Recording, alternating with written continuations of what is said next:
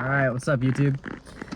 So I wanted to make a quick video on how to diagnose basically a shifting issue in your Saab. This could apply to most years. I honestly think 79 and up to 93, just the classic 900. Basically my buddy's car,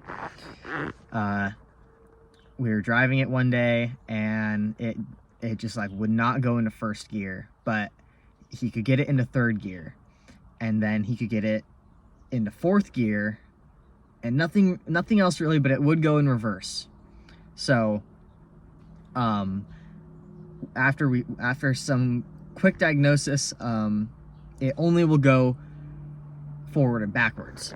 But let me show you. So right now you can move it over to the side and it'll go into first gear, and then you can move it into second gear, then you can take it out, move it into third, move it into fourth. It's not actually going into first gear, it's not actually going into second. You can see there's this slop right here, and what I was worried about is, oh, this transmission is self-centering, the shaft is self-centering inside the transmission. And I think there's some kind of ways you can check if that mechanism's working. I think 89 and up, it's in the transmission.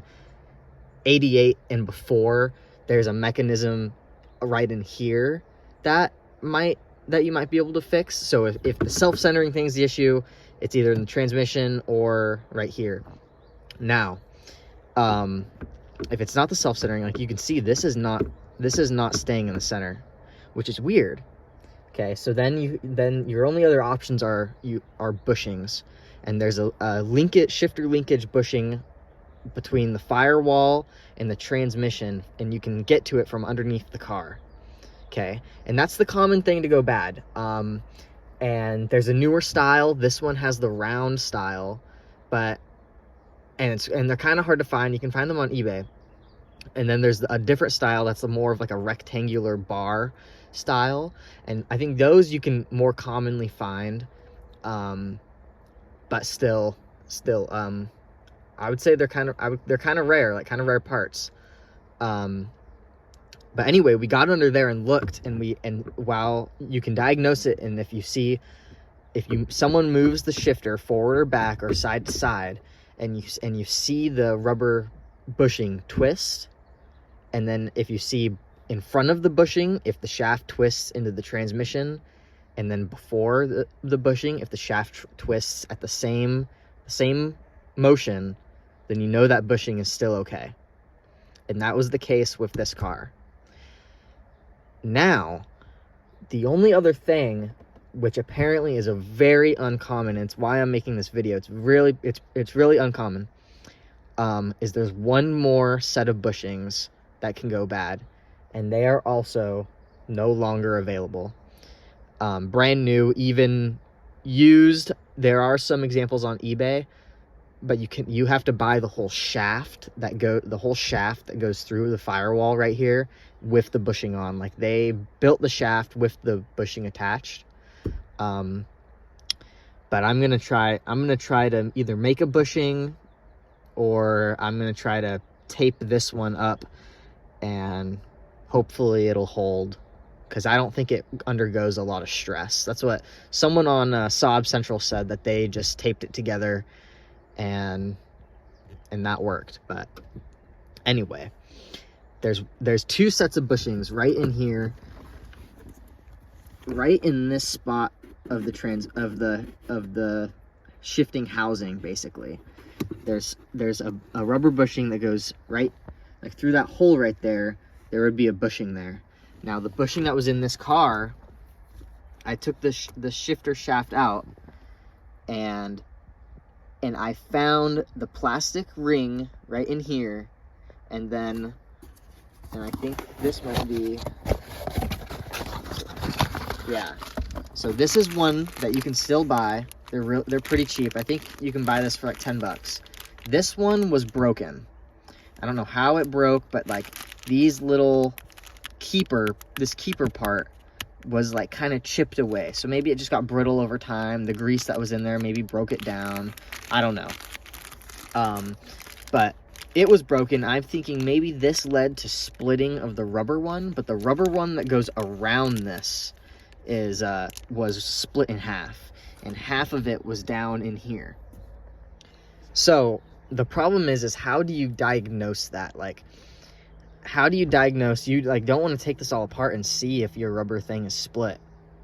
So basically what that bushing does is it keeps the shaft centered in this transmission. And I only suspected that that bushing was bad when we were looking at the bushing between the firewall and the transmission, and I could see the shaft have some side to side play. Okay, like it would twist kind of like this, and that side to side play is what's making it not self-centered. Like if you think this bushing is what's keeping leverage for that center shaft to ride against. Okay, so since half of that bushing is gone, like I can get this into reverse. Okay, like that's in reverse right now, and I don't know if it might be able to go into fifth, I don't know, but it'll go into third, fourth, even right here, that's third, that's fourth. Okay, and then it's able to twist into reverse.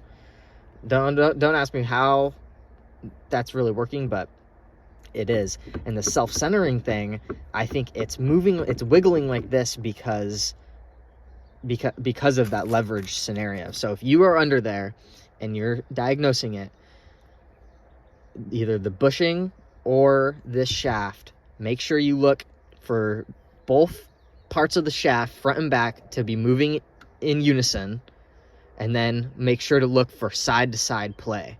Now, it really didn't look like that much. Like I would say it moved, if this was realistically the distance, it would move something like that.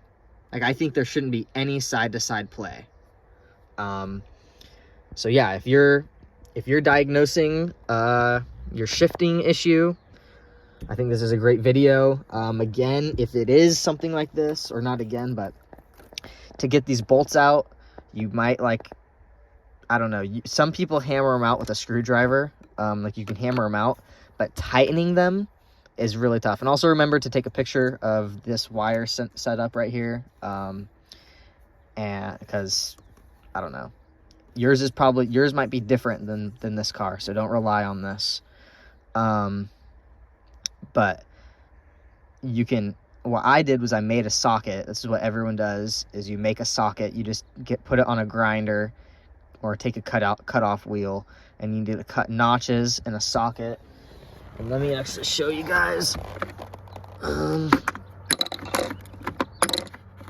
So this is my socket. It's not very great, as you can tell, but it worked for me. So a 7/16 socket, if you got one of those laying around. And as you can see, mine's really horrible, but it got the job done. Tightening these is probably most important. That was the worst part about this, having like such horrible cuts on it, was tightening these bolts. You need to get them tight, because if you don't have them tight, this whole thing will move back and forth when you shift, and it just does not feel good. So once you get them tight, it's like a stud coming up, and it'll fall. Also remember, like, you might want to keep a finger on the bottom through here, and this stud will fall through once you lose this, and then if it falls down in the carpet, that would really suck. So I think I'm going to make this video also to explain how to take this piece out. The socket, this is the socket I showed before. I cut it a little deeper, and I straightened the edges a little bit. It still needs some edges straightened, but this got the job done. I got all of them out, as you can see. The first one I attempted, I started stripping it. That's when I cut it deeper, so I would grab more, and then you just put it in upside down if you strip it, and then you've got a fresh side. But what you want to do is you want to make sure you have your hand underneath, or at least take it off, and then don't let it fall in, because it'll fall. Okay, so maybe another way to diagnose this is once you have the shifter out, you can come in here with your finger and see if there's any play. Like you see, that is just like, it's centered, like the shaft is centered, but because it's got play like this, the leverage isn't gonna let that stick stay centered. Like the ring in here and the actual shaft going to the transmission is vertically straight up, how it should be. And if I try to twist it, it'll twist back how it should. But just because it's got the bushing missing, yeah, it's gonna stay like that, or it's just not gonna really work as intended. And again, if this is your first time ever getting in here, there's 3 Torx screws right here. They are Torx 25. They might even be 28s. But if you're careful, 25 will work. And yeah, you don't want to strip those out. And once you get the bolts out, to get this part out, at least, this is up to you. This is how I do it. You cut the carpet back a little bit. If you have a center console, this will be covered up. This car previously only had this ashtray, but we put in a center console, so you won't see this. You won't see this cut right here. And then going across here is a plastic support piece, and it looks like this, and it connects to these vent holes. But as you can see, this is where we cut it, and there's no hole. So it's basically, I'm not exactly sure what its purpose was, just design. But you cut that out, and then bam, right here, this was just hanging out right there. This is the bushing. As you can see, it's ripped in half, ripped in pieces. Yeah, so it would sit somewhere right in there. I'm gonna have to figure out a way to hopefully fix that, and get my buddy's car back on the road. All right, so now you're gonna want to kind of pull this piece out a little bit and like get it twisted, and don't force it. It'll easily kind of twist. That's why we cut the plastic across right here, so you can have enough room to kind of twist this. And then you're going to want to take the bolts out from the bottom of this white plastic piece, okay? And then that'll be able to separate this lower housing and the top from the shaft, and then you can pull this out. This is also, if you wanted to change your cylinder key, this is the same way you get this thing out.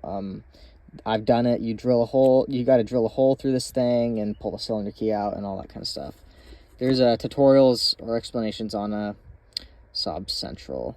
But yeah, so I'm going to take that apart, and then we're going to take a look. Okay, so now we've got the shifter housing out. The only thing I can imagine that caused this to happen was that maybe someone put the wrong kind of grease in here, like a grease that would break down the rubber. I cleaned it up. I have the other half, and I think there's some chunks missing. I think they're just gone.